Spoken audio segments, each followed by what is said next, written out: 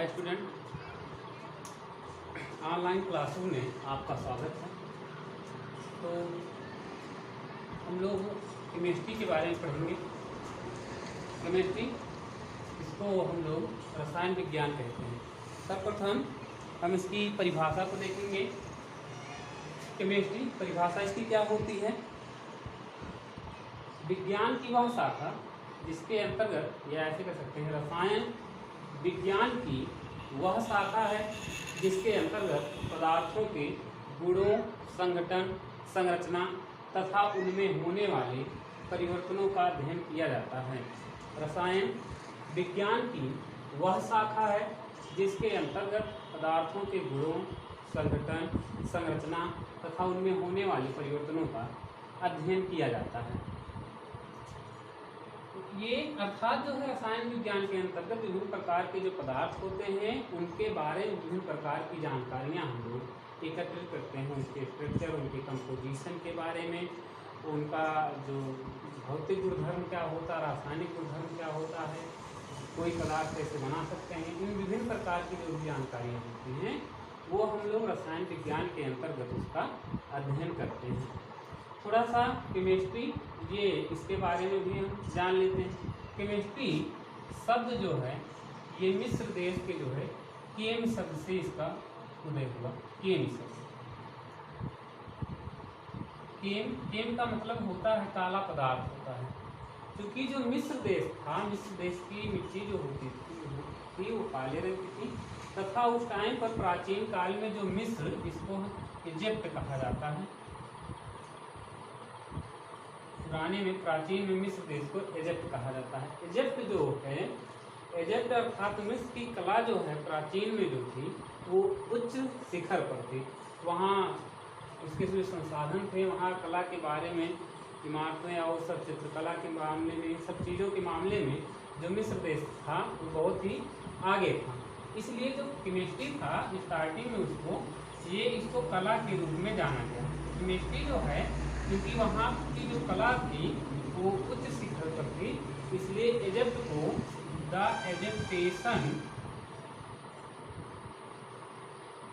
इजिप्टेशन art के बारे में जाना जाता था। अर्थात मिस्र की कला के बारे में जो है, मिस्र जो देश था, मिस्र की कला के बारे में सामान्यतः जो था उस टाइम पर प्राचीन समय में वो प्रचलित था।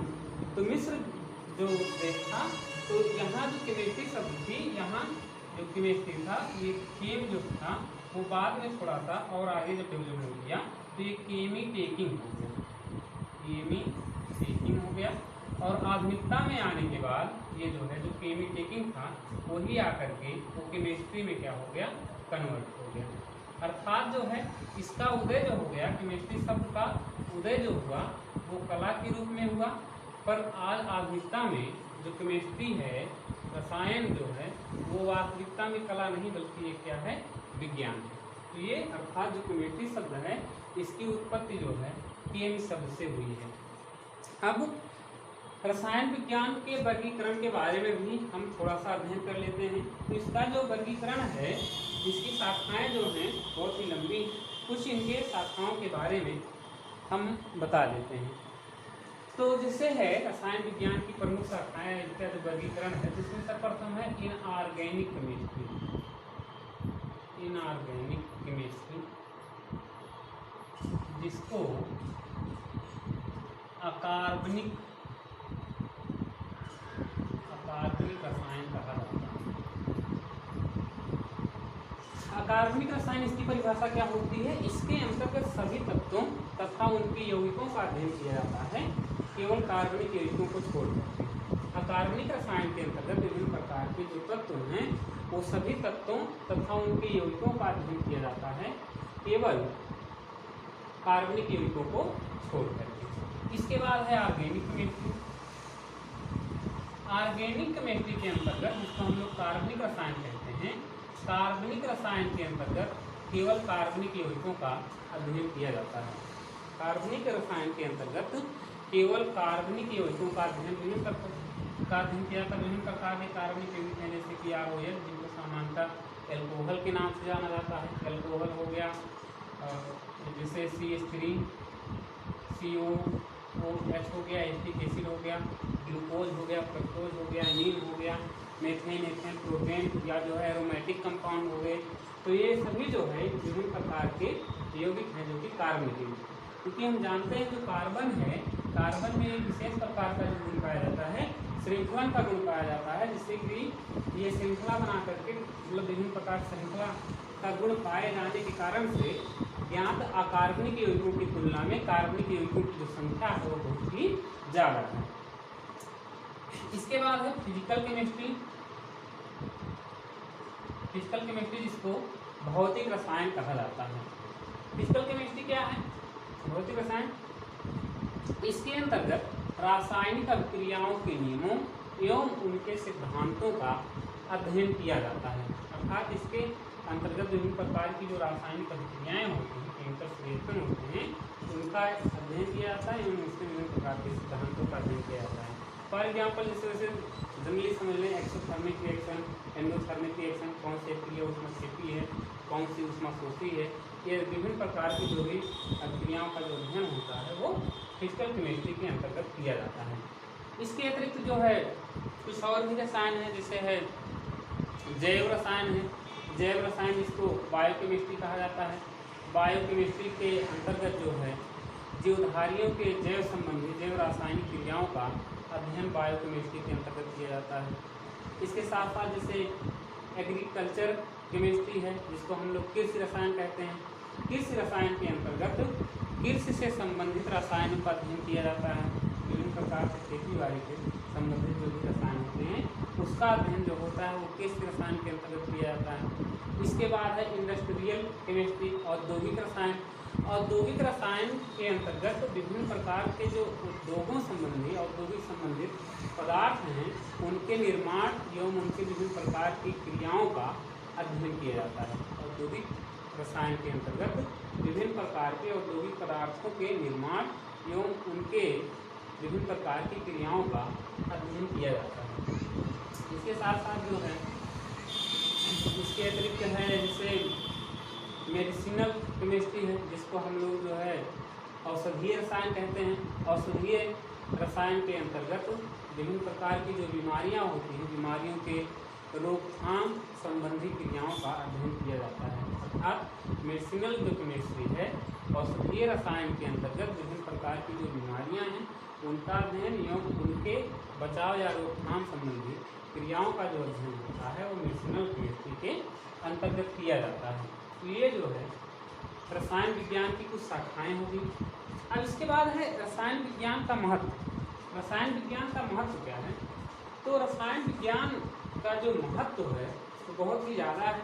लगभग हम हर क्षेत्रों को देखेंगे उसमें रसायन विज्ञान का बहुत ही महत्वपूर्ण योगदान है। हमारे दैनिक जीवन में हमारे रोज़मर्रा की जो क्रियाएँ होती हैं उसमें जो होता है रसायन विज्ञान का बहुत बड़ा योगदान है। जैसे सामान्यतः हम लोग सुबह उठते हैं, ब्रश करते हैं, पेस्ट, साबुन, शैम्पू, विभिन्न प्रकार की क्रीमें, इन सभी का जो अध्ययन है वो रसायन विज्ञान की देन है। इसके अतिरिक्त जो है जो सुरक्षा संबंधी क्रियाएं हैं, जो विभिन्न प्रकार के मिसाइल वगैरह ये सब जो बनाए जाते हैं, स्फोटक पदार्थ हैं, वो भी सब रसायन विज्ञान की देन है। इसके अतिरिक्त जो है खाद्य पदार्थ को उपलब्ध कराना, आज प्रेजेंट टाइम में विभिन्न प्रकार के देशों के लिए बढ़ती हुई जनसंख्या के कारण से कि उत्पादन क्षमता कैसे बढ़े, उनकी उत्पादन क्षमता को बढ़ाने के लिए विभिन्न प्रकार के रसायनों का भी प्रयोग किया जाता है। ये सारी चीज़ें जो हैं वो रसायन विज्ञान की ही देन है। या इसके अतिरिक्त जो है कपड़ों की व्यवस्था करना, उसमें विभिन्न प्रकार के देखिए पॉलीमर बना दिए गए हैं, बहुलक बना दिए गए हैं, उसमें टेरिलीन है, नायलॉन है, डेक्रान है, विभिन्न प्रकार की इन सब का जो निर्माण है हमारी कुल मिला करके रोज़मर्रा की चीज़ों या जो है दैनिक जीवन में रसायन विज्ञान का बहुत ही बड़ा योगदान है। अब इसके अतिरिक्त कुछ और भी टॉपिक हम इसमें समझेंगे।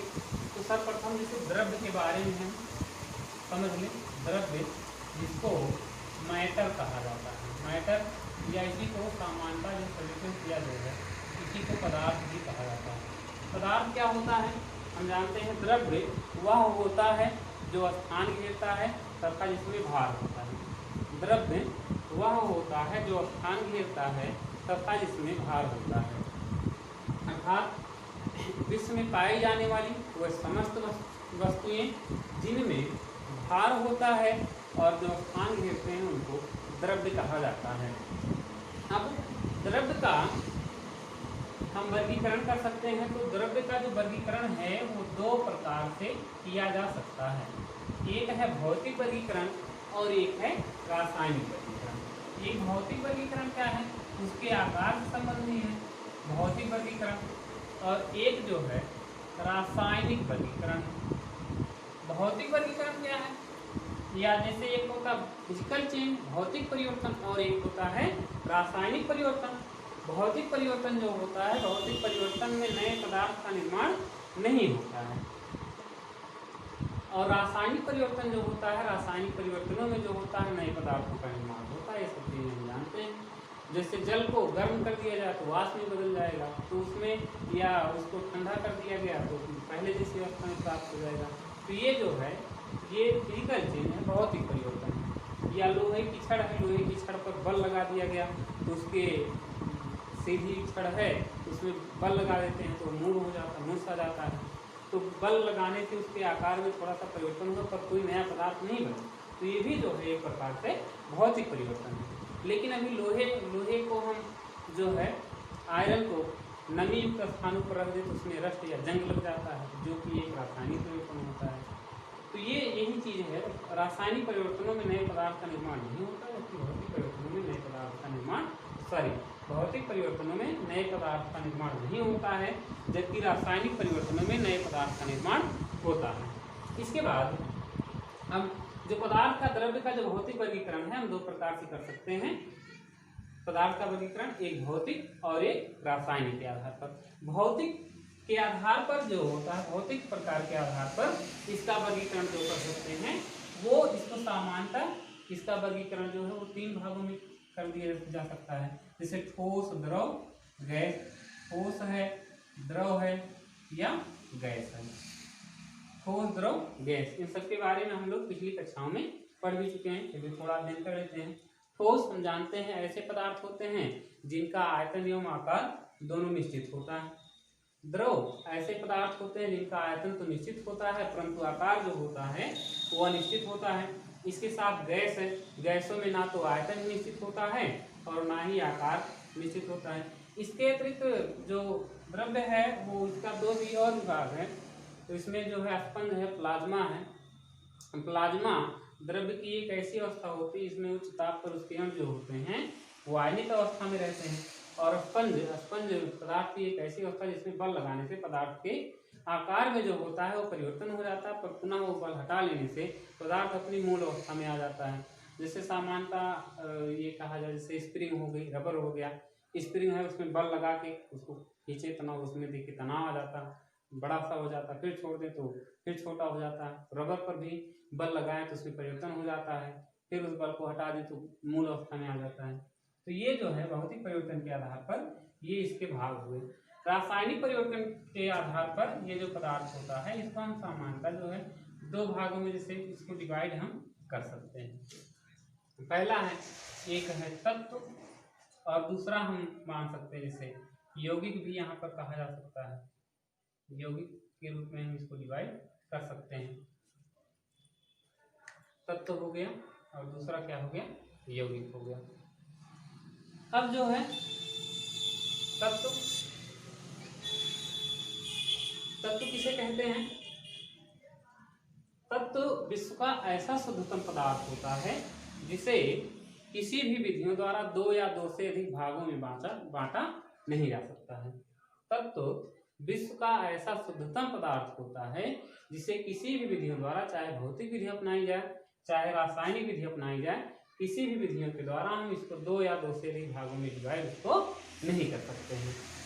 तत्व जो है इसके आधार पर देखें, जो तत्व है तत्व भी जा करके इसकी शाखा बन जाती है। जैसे तत्व है, तत्व भी उस प्रकार से देखा जाए तो ये तीन प्रकार के हो जाते हैं तत्व। जैसे इसमें कहा जाए तो उसमें जैसे है अब धातु है, अधातु है एवं उपधातु है। धातु इसको मेटल कहा जाता है, 10वीं पढ़ भी चुके हैं मेटल क्या होता है, मेटल की प्रॉपर्टी। धातु हम जानते हैं ऐसे तत्व जो एक इलेक्ट्रॉन, एक या एक से अधिक इलेक्ट्रॉन त्याग करके धनायन बनाने की प्रवृत्ति या क्षमता रखते हैं, उनको धातु कहा जाता है। जैसे उसमें सोना है, चांदी है, लोहा है, सोडियम है, कैल्शियम है। सोडियम परमाणु है, ये इलेक्ट्रॉन त्याग करके धनायन बना लेता है, सोडियम आयन बना लेता है, तो ये एक धातु है। या जो है कैल्शियम है, कैल्शियम भी 2 इलेक्ट्रॉन त्याग करता है तो धनायन का निर्माण कर लेता है, तो ये भी क्या हो गया, धातु हो गया। इसके बाद है अधातु। अधातु क्या होते हैं? अधातु, इसका धातु का सेम अपोजिट होता है, मतलब यहाँ इलेक्ट्रॉन त्याग करके धनायन बनाने की प्रवृत्ति रखते हैं, तो अधातु ऐसे पदार्थ होते हैं या वह तत्व जो इलेक्ट्रॉन ग्रहण करके ऋणायन बनाने की प्रवृत्ति या क्षमता रखते हैं, वे अधातु कहलाते हैं। जैसे इसमें क्लोरीन है, क्लोरीन इलेक्ट्रॉन त्याग कर ले, इलेक्ट्रॉन ग्रहण कर ले तो क्लोराइड आयन का क्या कर लेता है, निर्माण कर लेता है, अर्थात यहाँ पर ऋणायन का निर्माण करता है। तो ये जो हो गया धातु हो गया। या ऑक्सीजन है, ऑक्सीजन भी इलेक्ट्रॉन ग्रहण करता है और इलेक्ट्रॉन ग्रहण करने के उपरांत ऋणायन का क्या करता है, निर्माण करता है, तो ये भी क्या हो गया, अधातु हो गया। इसके अतिरिक्त है उपधातु। उपधातु क्या होते हैं? कुछ धातु ऐसे भी होते हैं जिनमें धातुओं एवं अधातुओं दोनों के गुण पाए जाते हैं, उनको जो होता है वो उपधातु कहा जाता है। विभिन्न प्रकार के कुछ तत्व ऐसे होते हैं जिनमें धातुओं एवं अधातुओं दोनों के गुण पाए जाते हैं, उनको उपधातु कहा जाता है। जैसे है आर्सेनिक है एवं एंटीमनी है। इसके बाद है यौगिक। यौगिक क्या होते हैं? कंपाउंड्स को कहा जाता है। यौगिक जो होते हैं, यौगिक 2 या 2 से अधिक तत्वों के निश्चित अनुपात में रासायनिक संयोग के उपरांत बनते हैं। या हम ऐसे कह सकते हैं, यौगिक ऐसे पदार्थ होते हैं जो 2 या 2 से अधिक तत्वों के निश्चित अनुपात में मिलाने से उनका निर्माण होता है। जैसे जल है, जल एक यौगिक है, H2O है, इसका निर्माण हाइड्रोजन और ऑक्सीजन के संयोग से होता है। तो हाइड्रोजन और ऑक्सीजन दोनों मिलते हैं, इसका निर्माण करते हैं, H2O अर्थात जल का क्या करते हैं, निर्माण करते हैं। इसके अतिरिक्त कुछ और भी परिभाषाएं हैं, कुछ और पदार्थ भी हैं जिसको जानना है। जैसे कि हम यहाँ पर जान लें, मिश्रण के बारे में जानें। मिश्रण क्या होता है? मिश्रण, मिक्सर किसे कहते हैं? मिश्रण 2 या 2 से अधिक पदार्थों को अनिश्चित अनुपात में मिलाने से जो पदार्थ बनता है उसी को मिश्रण कहा जाता है। अब मिश्रण भी जो होता है, मिश्रण 2 प्रकार का होता है। कौन कौन? एक होता है समांगी मिश्रण, एक होता है विषमांगी मिश्रण। समांगी मिश्रण में पदार्थ के कणों की प्रकृति एक जैसी होती है, जबकि विषमांगी मिश्रण में पदार्थ के कणों की प्रकृति एक जैसी नहीं होती है। समांगी मिश्रण जैसे जल और चीनी को, जल या नमक को एक में मिक्स कर दिया जाए तो उसमें जो है कौन सा कण जल का है, कौन सा कण चीनी का है या नमक का है, वो पता नहीं चलता है, तो वो हो गया समांगी मिश्रण। और विषमांगी में जैसे भी जल में ही बालू को घोल दिया जाए तो वहाँ पर उसमें जल एवं बालू के कण जो होते हैं, प्रतीत होते हैं, उनकी प्रकृति अलग अलग पता चलती है, इसलिए वो जो हो गया वो विषमांगी मिश्रण के अंतर्गत आता है। धन्यवाद।